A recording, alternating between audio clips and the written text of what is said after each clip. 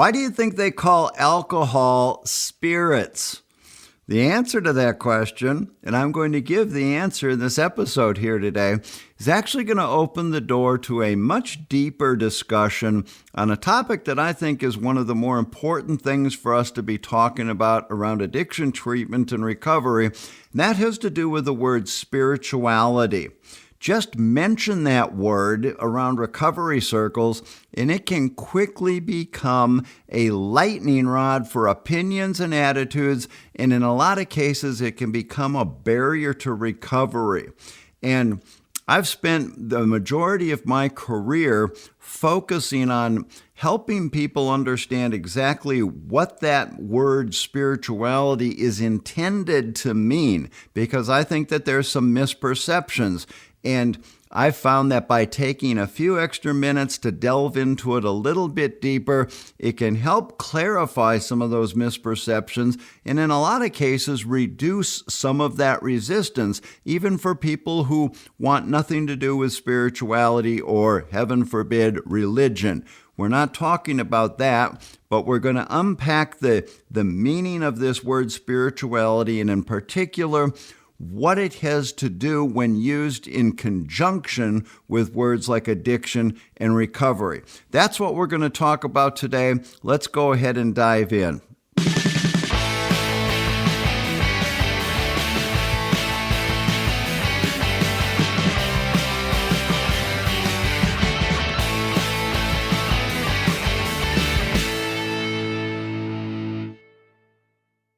Hey, and welcome to Jim Savage Recovery. I am really excited to have you here today.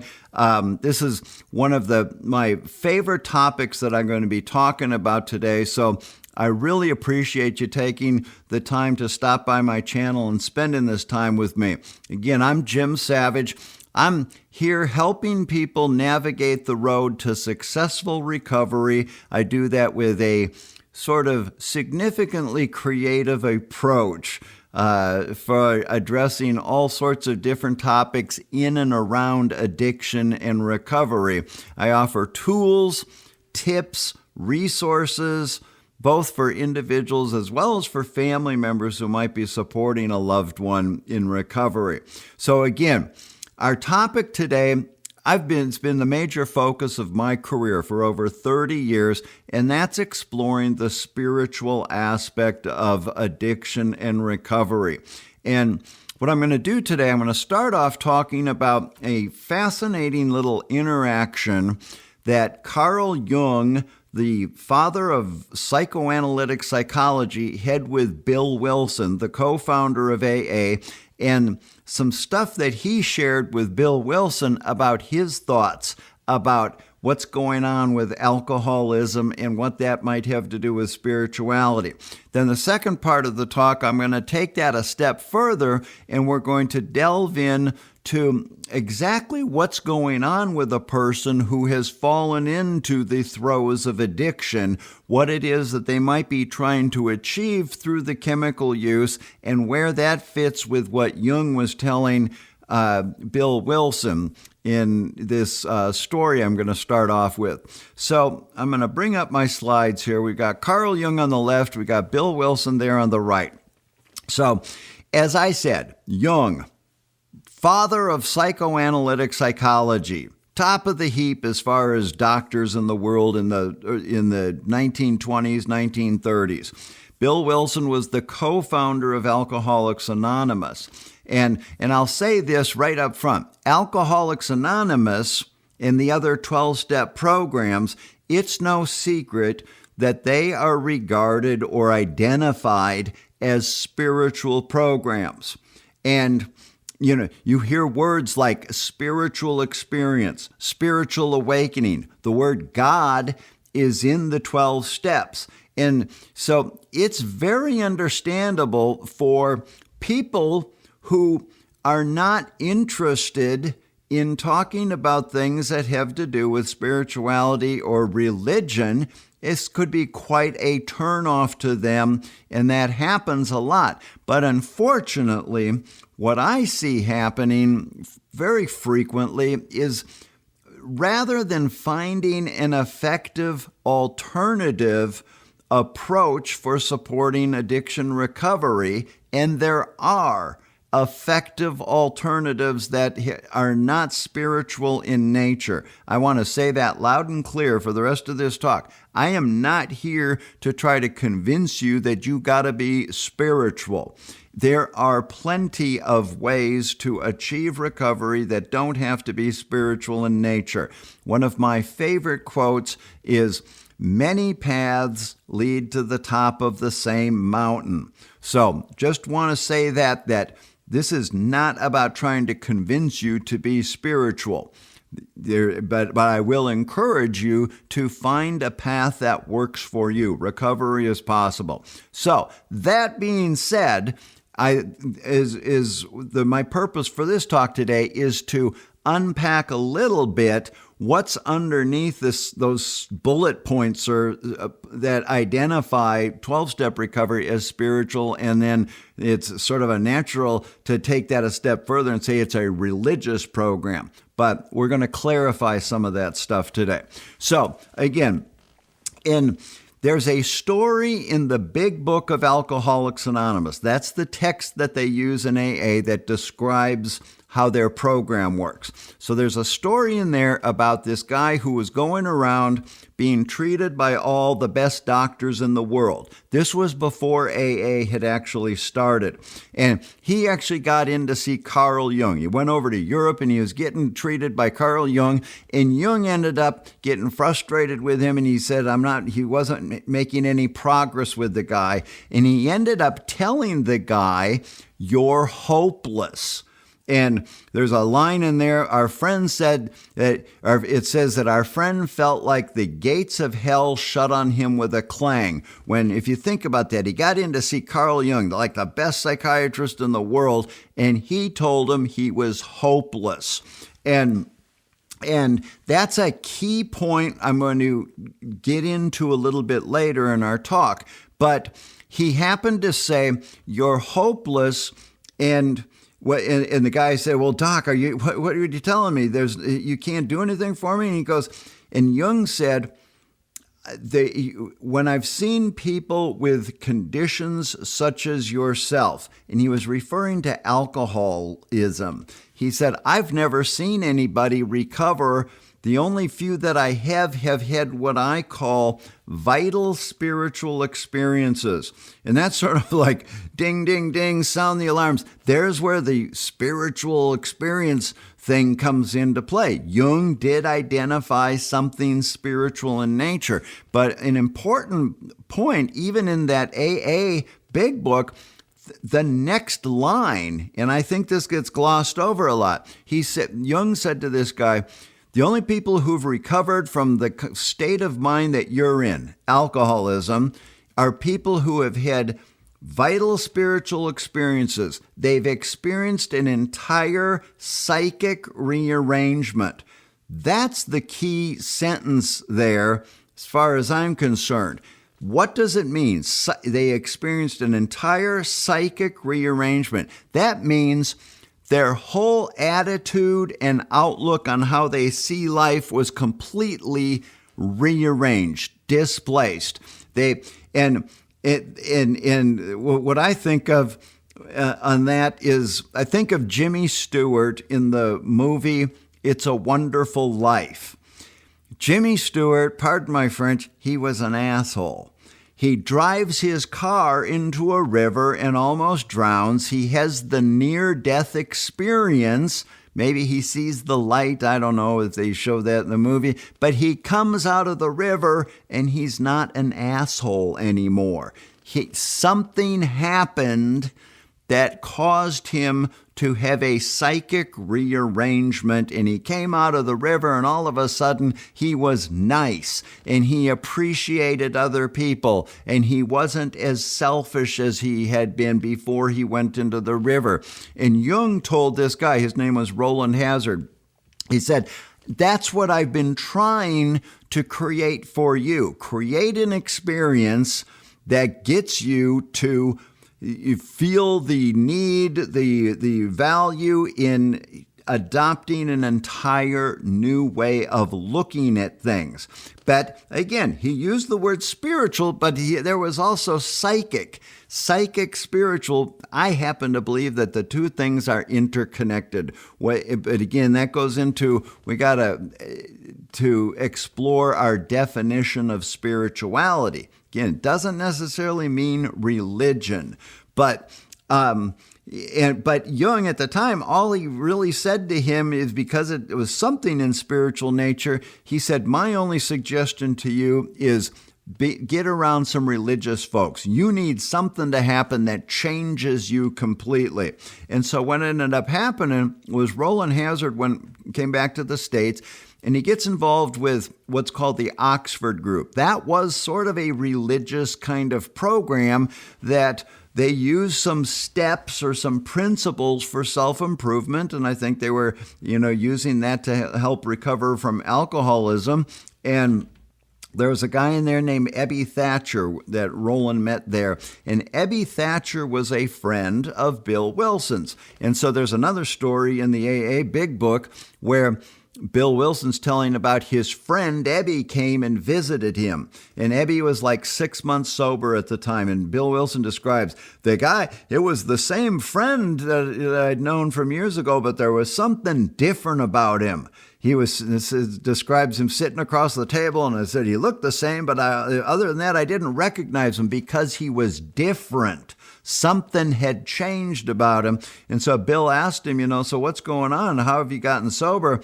And Ebby told him, I got religion. Let me see what my next slide says. He carries the message to Bill Wilson, and he says, I got religion.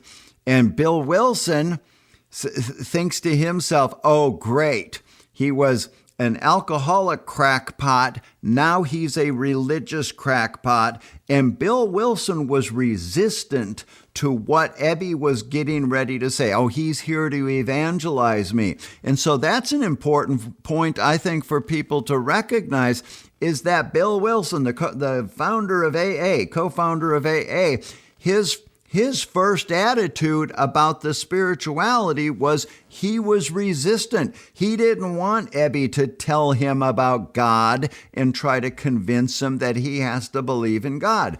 And he told him that, and Ebby uttered these words, why don't you choose your own conception of God? And so that's an important point as far as the fact that he did not say you've got to join up, sign up for a specific religion. He said this could be open-ended. And again, that choose your own conception of God, I'm not even going to take the time to go into it in this talk, but that can be a very deep conversation as far as what that can mean. But that worked for Bill.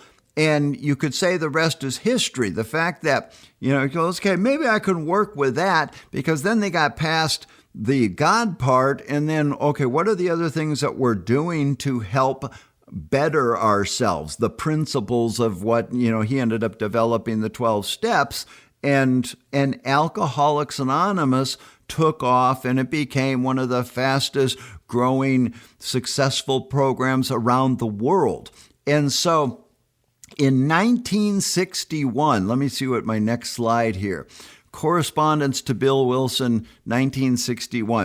In 1961, Bill Wilson wrote Carl Jung a letter.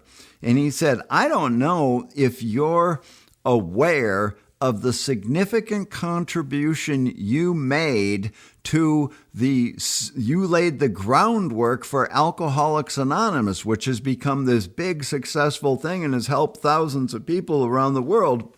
He said, I don't know if you're aware of your contribution, because the fact that you told Roland Hazard he was hopeless and that he should get some sort of spiritual experience, that laid the groundwork for AA. And this is the fascinating part. Bill Wilson got a letter right back from Carl Jung. And in the letter, first of all, Carl Jung said, man, am I ever glad to hear from you. I always wondered what happened to that patient, Roland Hazard. And he started off saying, there was so many things I wanted to tell him, but I don't think he was in a place to be able to hear them. That's an important point. But he said, you, Bill, and really what he did is, he says, all I could really say was, go get around some religious people. It's a spiritual kind of thing, but for some reason he felt like that patient at that time wasn't able to hear everything that Carl Jung wanted to tell him. But he said, Bill, I'm going to tell you what I wanted to say to him. And if I'll make this slide bigger here, he said, here's what I was thinking. His craving for alcohol was the equivalent on a low level of the spiritual thirst of our being for wholeness. The craving for alcohol was the equivalent on a low level of the spiritual thirst of our being for wholeness, expressed in medieval language, the union with God. So the union with God, that sounds sort of religious and sort of spiritual, right? But he even admits, he goes, that's medieval language.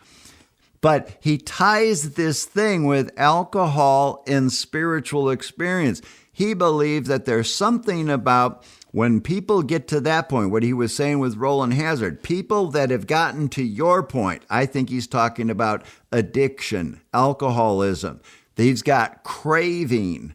And what is it that we're craving? He's saying it's the desire for some sort of fulfilling experience, spiritual thirst of our being for wholeness. We want to be whole. That's what he's saying. He thinks alcoholism about is this craving for something that will fill us and make us whole. Then look what he says in this last paragraph here. He went on to tell Bill Wilson, you see, the word alcohol in Latin is spiritus, and it's actually the same word is used for alcohol as is for the highest religious experience. Spiritus, and it actually doesn't literally translate to God. It translates to the word breath, and that's an interesting thing. He says, so the same word in Latin is for alcohol and for spirit, breath, God, the highest religious spiritual experience. And when you think about it, what is breath? In the Bible, in the Christian faith, it talks about God breathed life into man. Breath is something that comes in, fills us, consumes us, brings life. It creates.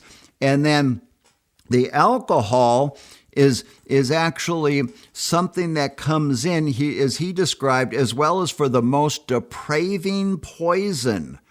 He regarded alcohol, it wasn't Jung regarded it, many people, that was the part of the definition, as a depraving poison.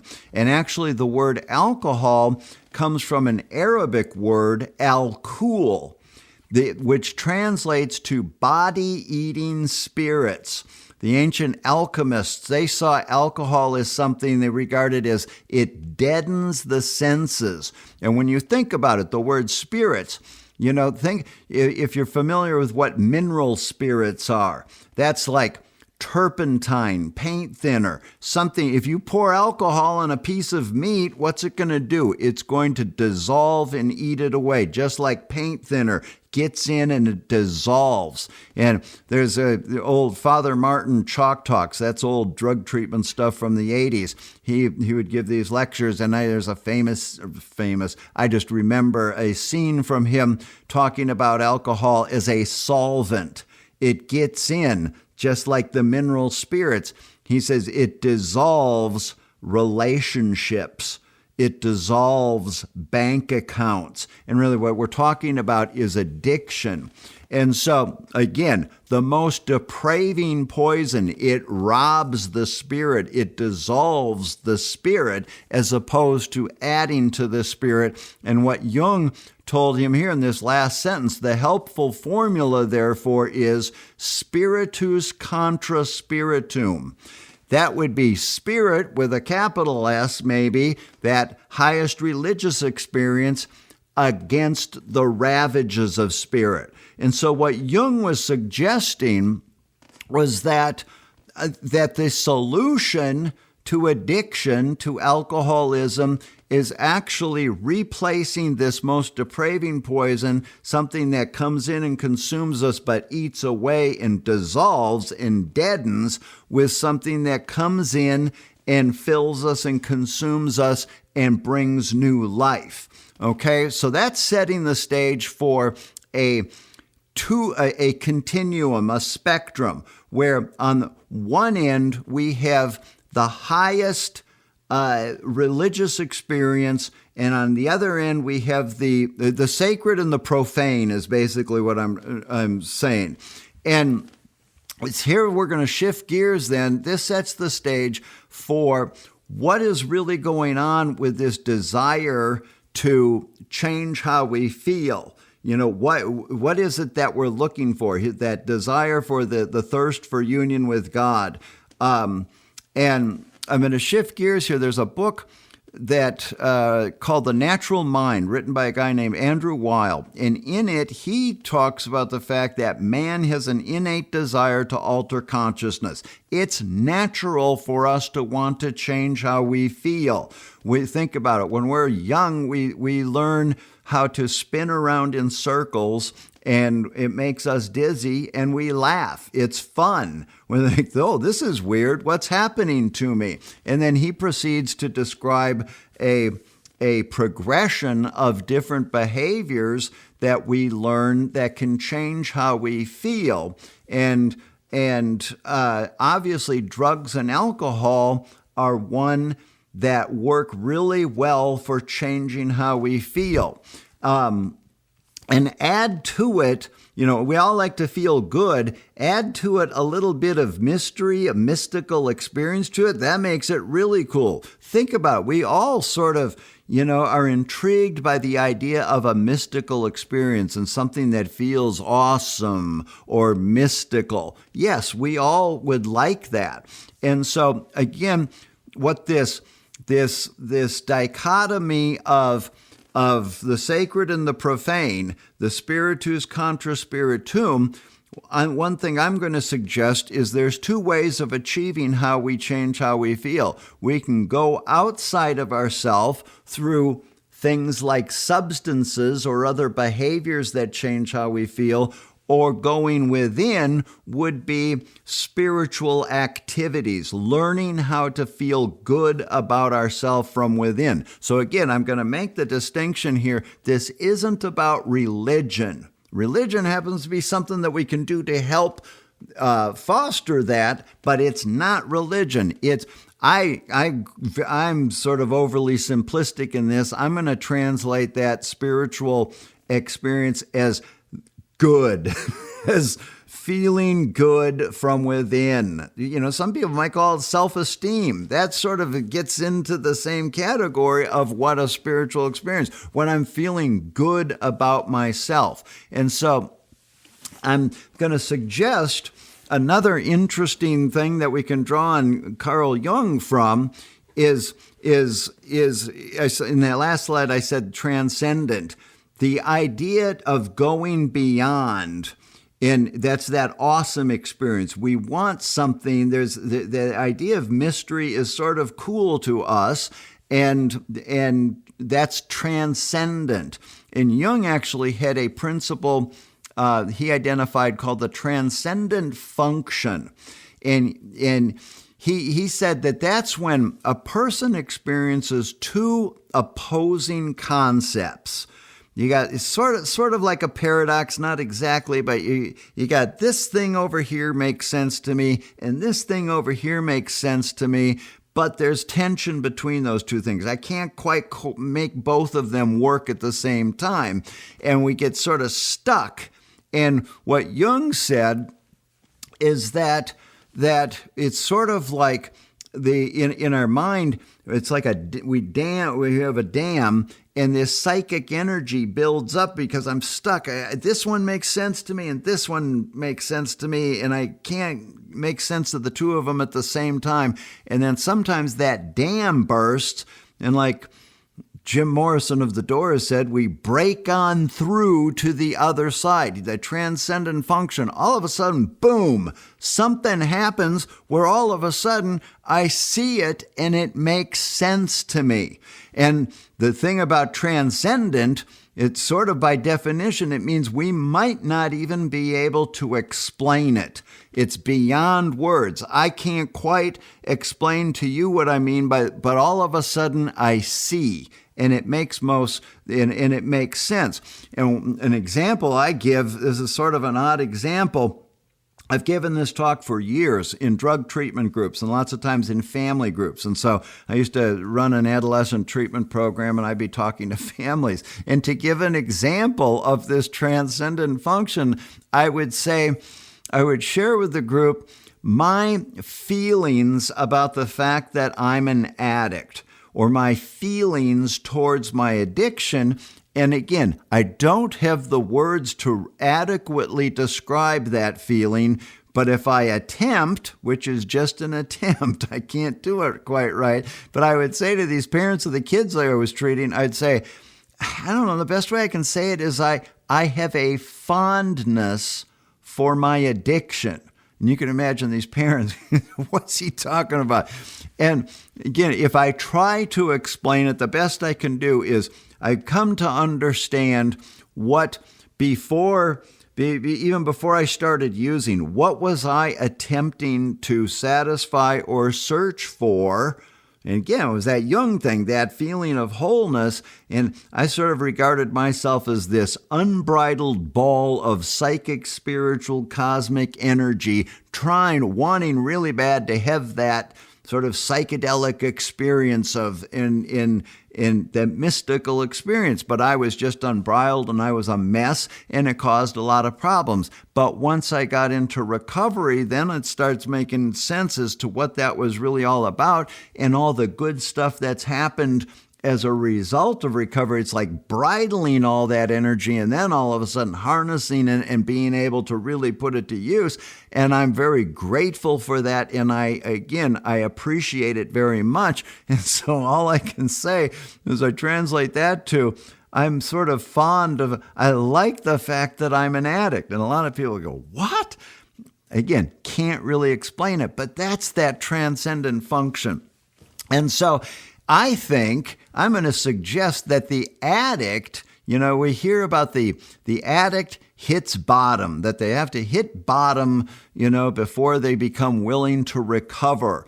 And so sometimes we talk about, I think that hitting bottom, or as you see on the slide here, it says moment of clarity. Sometimes around recovery circles, they use the term, the addict hits bottom and has a moment of clarity. All of a sudden, it makes sense to them and they see things differently. I think that the addict hitting bottom is almost the epitome of this transcendent function, because it's talking about making sense of the addict is stuck between the most depraved poison, not just alcoholism. I think that's addiction in general, and the highest religious experience. And when they have their moment of clarity, all of a sudden, boom, it makes sense, as I was just describing my attitude towards addiction. So the last thing I'm going to wrap up here with is I'm going to shift gears and tell you about when I first got sober. I wrote a rock musical that I was going to use to tell my story. I ended up turning it into a curriculum that I used in addiction treatment. And I'd work with young kids, and we would use this to study various parts of addiction and recovery. And we ended up putting on play productions, stage productions of this rock musical. And one of the songs in there is the part about the hitting bottom. I wrote this song called All That I Can Do when I was like about 6 months sober. And I wrote it specifically to describe this hitting bottom part. And during the stage production of this, the lead character has lost everything. He or she, whichever version we're doing, Their family has thrown them out. Their friends have turned their backs on them. They're in trouble with the law, and there's this, while this song is playing, they're wandering around in the dark. They're homeless, and it's a very dark, painful song. And that first line, don't know why I do the things I do, that's the pain of addiction. That's the powerlessness of addiction. That's the first line of the song. But later in the song, there's a verse and where it says, fill me up, make me feel brand new like only you can do. And you can see this picture here in the slide. She's sitting on a park bench. She's having her moment, of hitting bottom. And she's holding a joint in her hand there, right when the band gets to the point where it says, fill me up, make me feel brand new like only you can do. She's holding that joint, and I think that depicts her being stuck between the highest religious experience and the most depraved poison. I think that while she's looking at that joint, it makes sense. Fill me up. Remember what we talked about? Spiritus, Contra, Spiritum. What is, she knows the good person that she is. She knows what she wants to be. She has dreams and ambitions, and she wants her family to be proud of her, and all that. She wants it so bad she can taste it. That is her. That's what she wants. She wants that highest religious experience. Again, see, it has nothing to do with religion. She just wants to feel fulfilled and whole. She knows it's in there. She knows she's capable. At the same time, she also knows that this addiction has her and that it's got ropes around her and she's not going to be able to get away from it as bad as she wants that good part. So again, I believe that addict hitting bottom, this girl sitting on the bench, and think about that joint. Fill me up, make me feel brand new like only you can do. That describes the Spiritus Contra Spiritum. Spirit, I could feel good from within, feel brand new like only you can do, like only coming from within and feeling whatever, if people get to a place of having a spiritual framework, belief system, that's great. You don't have to have that. Just simply this concept of feeling good from within, I happen to believe is a really good start for the spiritual experience.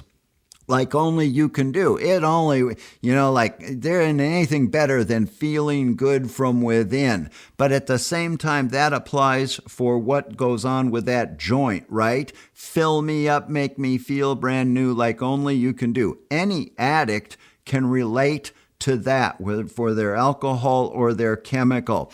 And so, again, I believe that illustrates that transcendent function. But when all of a sudden, boom, we see it in a different way, that clarity, that moment of clarity might be what opens the door then to be able to begin moving forward in taking the steps to actually, in this case, achieve recovery from the addiction. And there's some things that are recommended to do. Again, it's not going to church. There are some things as far as self-examination, exploring things, tending to my unresolved emotional conflict. Those are some of the groundwork for that we have to do to satisfy or to manage our condition of addiction. And ultimately, interestingly, here in the steps, the 12-step program, it isn't until the 12th step that they actually say, having had a spiritual experience, check this out, as the result of these steps. And so there's a lot of stuff in that step work Yet granted, there are some things, the word God is in there. And I don't have an explanation for that. If you are anti-God and you don't want to have anything to do with it, I've got some other stuff that I can go into more depth, and there's other videos on my channel here. You can check that out. But there's a whole heck of a lot of other stuff that we do that doesn't have anything to do with religion or God, that it says here as the result of these steps. They're saying that's how the spiritual experience actually came about, is doing these steps. But it was that moment of clarity, that transcendent function, that opened the door. So with that, I'm going to wrap this up. But as I said, I've got an ebook I want to give you, and there's actually another topic that I go into deeper in this ebook, because the spiritual experience, actually Bill Wilson has a phrase that describing recovery. He used the term ego deflation at depth followed by a spiritual experience, is how he described recovery. And that ego deflation at depth, that's the bad stuff that happens. That's the feeling low. That girl sitting on the park bench was the ego deflation at depth part. And that's what Carl Jung was trying to do, I believe, with Roland Hazard, to help create the ego deflation at depth part is what opens the door for the good stuff to enter in. Again, I didn't go into as much detail on that, but I do go into that in my ebook that's called Sobriety Doesn't Have to Suck. It's a guide for finding excitement, renewal, and spiritual fulfillment in recovery. And the whole title of that, Sobriety Doesn't Have to Suck, it's intended to validate the fact that for most people, when you first have to get sober, this sucks, especially, what we're talking about here today. The people said, I have to get sober. That means I got to go to those AA meetings, and it's that religious thing. This sucks. It doesn't seem like a very pleasant experience. It's not the only reason, but that's my purpose for choosing that title, is to show people that it's very common to not be happy about having to give up something that's been making us feel good, and then what do we replace this for? That's what ends up causing us to think that it sucks, is because the idea is it's supposed to feel good. Getting sober is supposed to feel good. I've sort of dedicated my career to helping people find that feel good part. That's the important part. But anyway, there's a link to Sobriety Doesn't Have to Suck down in the description. I hope that you take advantage of that. If you got any other questions for me, I would love to hear from you. You can contact me through my website at jimsavage.net. And so again, thank you so much. I hope that you got something out of this. If you did, please do me a favor and hit a like on that. It actually, by liking the video, it sort of it creates the potential for more people to see this. And this whole 12-step recovery is based on the reason that how we stay sober is by passing on what we've been given to other people. And when you think about it, liking a video increases the chances of other people seeing it, and somebody might see this, that they hear something that they need to hear, and it could have a big impact in their life. And so there's your gratuitous. Please hit the like button or subscribe to my channel, and so you can get notifications. I've got a ton of stuff coming out all the time. So again, I hope that you got something out of this. I really appreciate you spending the time here, and we'll see you next time.